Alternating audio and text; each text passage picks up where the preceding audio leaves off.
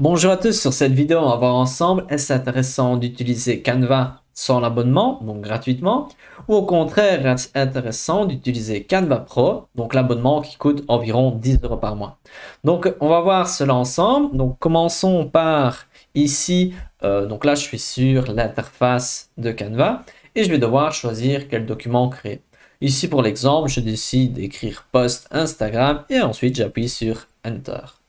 Et donc là, on va voir une première différence entre Canva et Canva Pro, c'est qu'on peut voir qu'ici, il y a des couronnes. Donc, on peut voir là, il y a une petite couronne, petite couronne, petite couronne. Donc, si vous ne connaissez pas Canva, ici, il y a des templates. Donc, ce sont des modèles qu'on va pouvoir modifier qui nous permettent de gagner du temps car on ne doit pas partir de zéro. On peut partir en modifiant. On peut aussi partir de zéro, mais c'est quand même pratique d'avoir des options comme ça que l'on peut modifier facilement. Et donc, si vous n'avez pas Canva Pro, vos options sont limitées. Mais il faut quand même mettre cela en perspective parce qu'ici, il y a 800 000 modèles. Parfois, pour d'autres éléments, il y en a moins. Mais donc, sur 800 000 modèles, s'il y en a même un certain nombre qui sont avec une couronne, vous en avez bien plus qu'assez pour vos besoins. Donc, il faut vraiment être un utilisateur vraiment très important de Canva pour avoir besoin de tous les modèles présents ici sur Canva. Et si un jour vous avez besoin d'un modèle, vous pouvez comme l'utiliser et le télécharger coûtera 1 €. Donc voilà, à vous de savoir. Pour moi, pour cette fonctionnalité, il n'y a pas besoin d'avoir Canva Pro. Et si maintenant nous changeons, nous cliquons par exemple sur ceci, je clique sur personnaliser le modèle. Et donc là, maintenant, on va voir d'autres éléments qui permettent de différencier Canva et Canva Pro.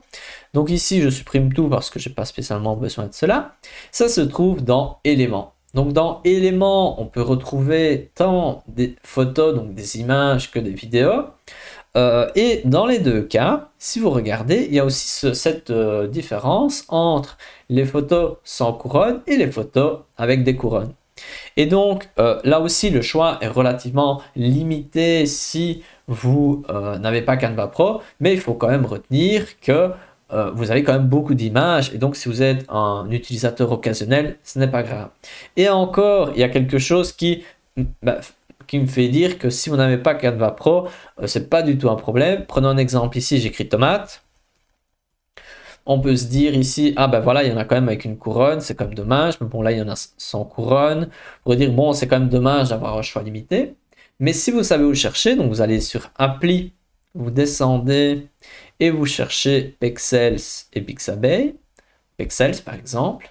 Ben là, vous écrivez tomate. Et hop, vous avez toutes les tomates dont vous avez besoin. Donc aussi pour moi, pour cette partie, le fait d'avoir des images limitées, donc des photos limitées, pour moi, c'est pas du tout un problème si vous n'avez pas l'abonnement. Parce que sincèrement, vous n'êtes pas si limité que ça. On peut voir ici des tomates, on a tout plein. On est juste sur Pexels, puis il y a Pixabay, c'est une autre application. Donc dans la zone application, vous pouvez aussi au pire créer des images avec de l'intelligence artificielle, soit avec Médiamagick, ou sinon il y a Daily qui se trouve, je ne trouve pas, mais qui se trouve, il y a Mojo, il y a 4 options différentes pour créer des images avec de l'intelligence artificielle. Donc voilà, des images, vous pouvez en avoir sans Canva Pro, c'est pas du tout un souci.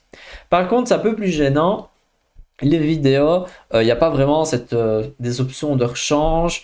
Donc voilà, les vidéos, il y en a, mais il y en a quand même pas mal qui ont une couronne. Donc voilà, là, ça peut être un petit peu gênant si vous avez besoin de beaucoup de vidéos gratuites sans Canva Pro.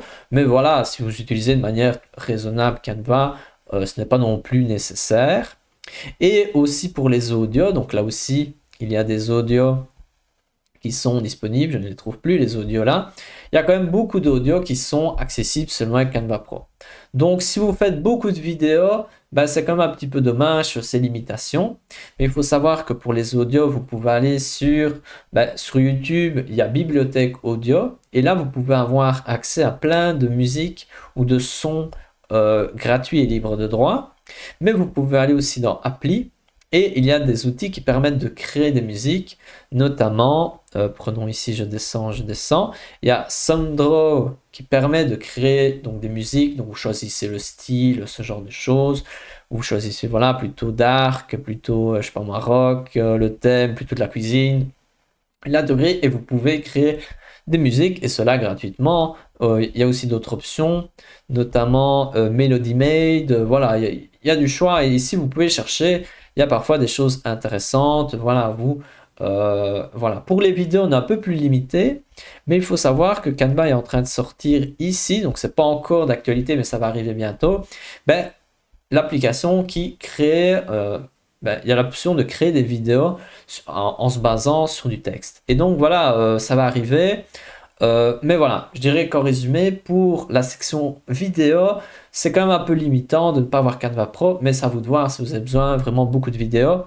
Et puis peut-être que si vous faites beaucoup de vidéos, vous allez peut-être utiliser d'autres outils comme Premiere ou CapCut à voir. Et donc ici, une autre chose qui change beaucoup, donc si je vais prendre une image pour vous montrer l'exemple.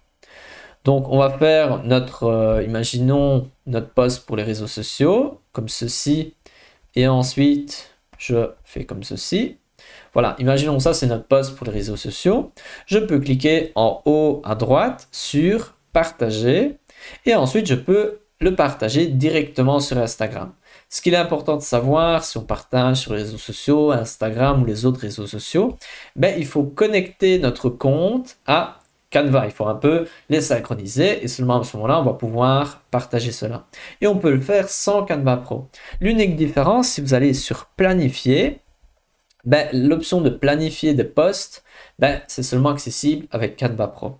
Et donc, imaginons si vous voulez créer 5 posts le même jour et ensuite vous les planifiez qu'ils soient publiés un par jour, ben, c'est possible avec Canva Pro. Alors que ben, si vous n'avez pas Canva Pro, vous ne pouvez pas le faire. Et donc là, à nouveau, c'est une utilisation pour des personnes qui utilisent beaucoup les réseaux sociaux.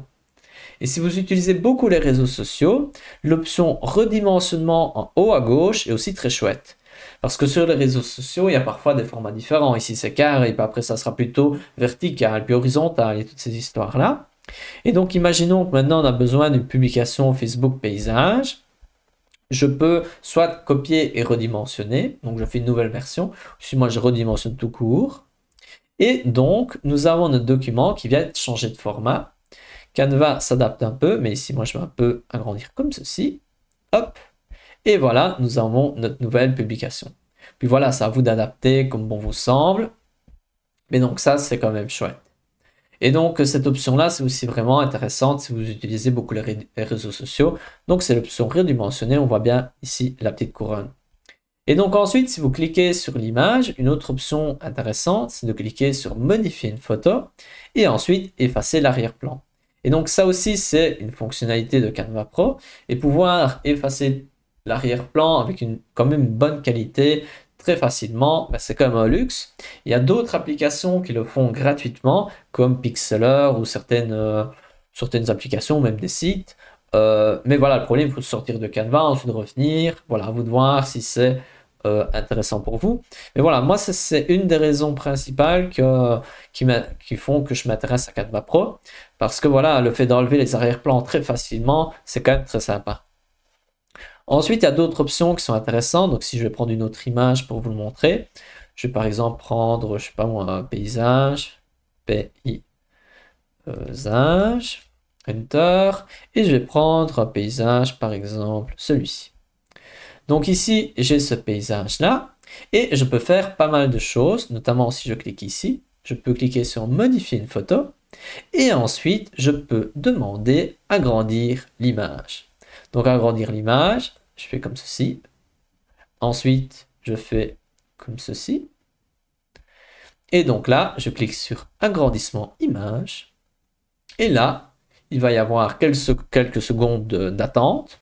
Et voilà, c'est fait. L'image agrandie, il y a plusieurs options. On peut voir ça, on peut voir ça, on peut voir ça. On peut voir des imperfections, notamment ici, ici, ici. On peut voir que c'est pas... Sincèrement, j'ai déjà eu de bien meilleurs résultats. Ici, ce n'est pas sa meilleure tentative, mais vous pouvez demander de régénérer. Et voilà, cela dépend d'une image à l'autre. Et on peut voir que c'est encore imparfait, même si maintenant, parfois, ça marche très très bien. Et voilà, c'est comme le luxe de pouvoir agrandir des images comme ça. Une autre fonctionnalité qui est nouvelle, qui marche bien avec Canva Pro, si vous avez une image, par exemple, je vais mettre paysage, mais je veux avoir une personne dedans. Il n'y a pas une image avec quelqu'un. Je vais mettre... Ah voilà, il y a ceci peut-être. Hop. Donc ici, j'ai mon mouton et le paysage. Je peux cliquer sur modifier une photo. Et ensuite, je peux mettre ici capture magique. Hop. Et donc là, il va capturer mon mouton et je vais pouvoir soit effacer le mouton, soit le déplacer très facilement. Je vais même pouvoir l'agrandir si je veux. Il faut un peu le temps que cela change car c'est quand même assez lourd. Et voilà, on peut voir mon mouton est capturé. Regardez ça maintenant. Hop, je déplace mon mouton. Ou je pourrais par exemple l'agrandir. On peut voir qu'il n'a pas bien pris les pattes. On ne peut pas l'agrandir de trop sinon ça va se voir. Mais voilà, donc ça c'est le genre de choses, on peut le supprimer facilement. Et voilà, hop, je n'ai plus le mouton. Et donc ça c'est une manière d'effacer les protagonistes dans les images. Cela peut être un moyen parfois d'avoir des effets sympas. Et donc voilà, ça c'est quand même quelque chose qui marche bien. Je vais vous montrer un deuxième exemple. Si je vais dans ce que j'ai utilisé récemment, j'avais utilisé quelque chose qui marchait bien. Je descends un petit peu. Ici, j'avais fait la même chose avec cette image. Regardez, je clique sur l'image, modifier une photo, capture magique, donc c'est pro, hein. Et ensuite, là, je peux déplacer la personne très facilement. Et je peux même, par exemple, agrandir et faire un petit effet comme ça, très facilement, en quelques secondes. Donc voilà, ça peut être chouette. Et donc, comme ça, vous pouvez faire ce genre d'effet très très simple et ça peut être très chouette. Et donc ça, et ensuite, je peux même l'effacer et on voit presque pas que je l'ai effacé. On voit un petit peu quand même, hein, mais voilà, ça peut être ce genre de choses. Mais c'est quand même des genres de choses que vous êtes quand même... c'est plus intéressant si vous êtes un utilisateur averti. Si vous êtes un débutant, c'est voilà, c'est plus un jeu, ça n'a pas beaucoup d'intérêt. Ensuite, si vous n'avez pas Canva Pro, vous avez quand même accès à l'édition magique qui permet de modifier certains éléments d'image. Et vous pouvez aussi utiliser la gomme magique si vous avez Canva Pro qui permet d'effacer des éléments gênants. Par exemple ici, il y a on va dire la montre, j'ai envie de l'effacer, je peux le faire facilement avec Canva Pro. Et donc là, il faut quelques secondes et la montre va disparaître complètement. Et voilà, la montre a disparu et donc cela très facilement. Donc on peut voir ici, on voit qu'il y a un petit effet, ce n'est pas parfait, mais voilà, vous essayez plusieurs fois et parfois ça marche bien, parfois ça marche moins bien, à vous de tester. Donc ici, on peut voir qu'il y a quand même certaines options intéressantes, il y a la capture de texte aussi, mais je ne vais pas tout montrer. Et donc voilà, avec Canva Pro, on peut voir que sur la retouche d'image, c'est quand même un plus d'avoir Canva Pro.